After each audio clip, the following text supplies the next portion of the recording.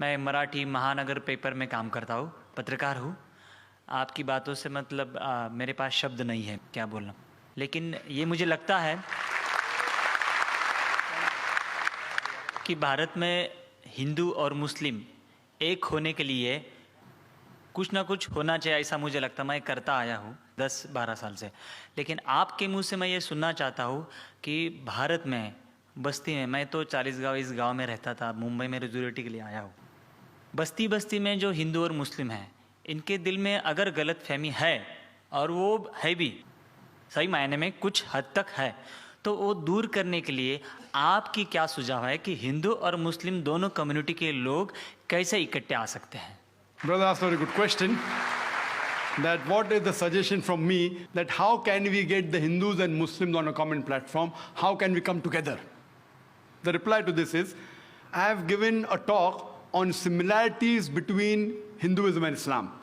I've given the talk in Bombay, I've given the talk in Chennai, I've given in other parts of India, and we find there that tens of thousands have attended. In Bombay, about 20,000, in Chennai, a similar number, and other parts of India. And many non-Muslims have attended. Many Hindus have attended, thousands of them. And many of them told me that, Brother Zakir, there was a person, just a comment, that what I did not know about Hinduism in the past 40 years of my life, I have learned in the past 4 hours.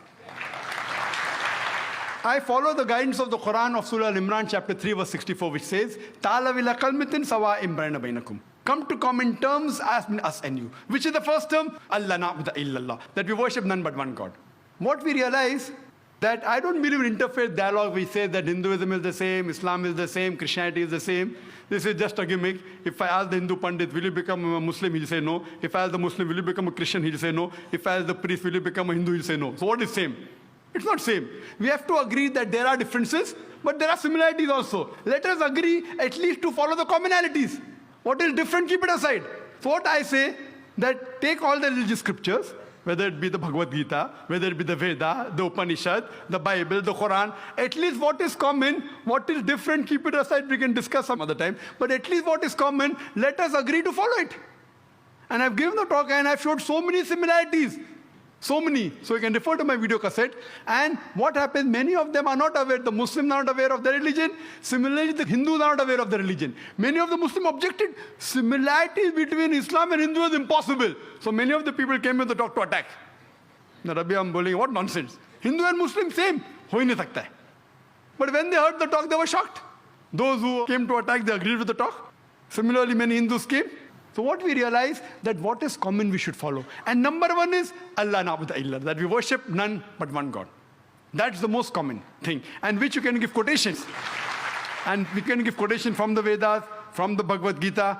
It is mentioned in the Chandogya Upanishad, chapter number 6, section number 2, verse number 1. Ekam evidityam, God is only one without a second. It's mentioned in the Shvetashvatara Upanishad, chapter number 6, verse number 9. Nachasya kasij, janita na chadipa. Of him, there are no Lord. He has got no parents. These are Sanskrit quotations.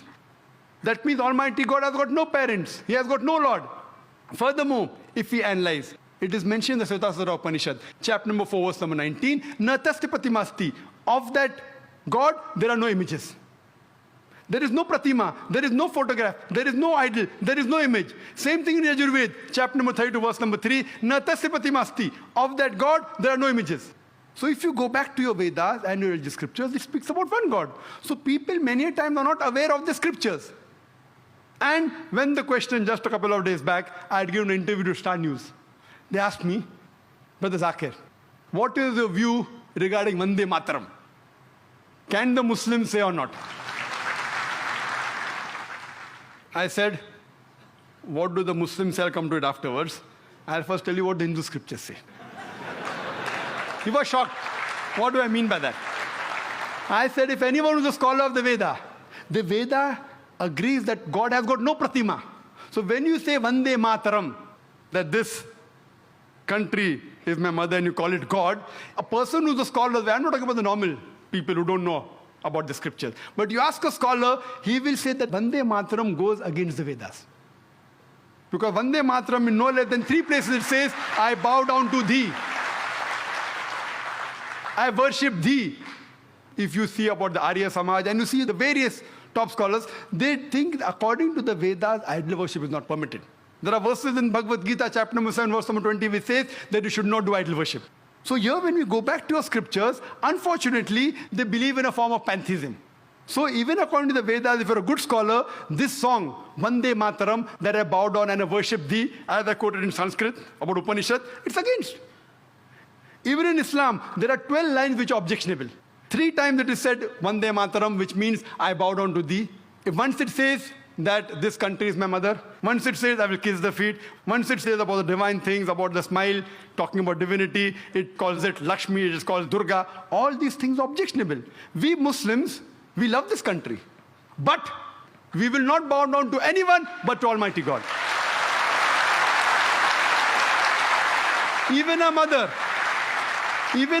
who has born in a womb for 9 months, we love her, we respect her, but we will not bow down to our mother, to our own mother. The number one human being who we love and respect in the world after Allah subhanahu wa ta'ala, it is Muhammad sallallahu alaihi wasallam. We will even not bow down to a prophet Muhammad, peace be upon him.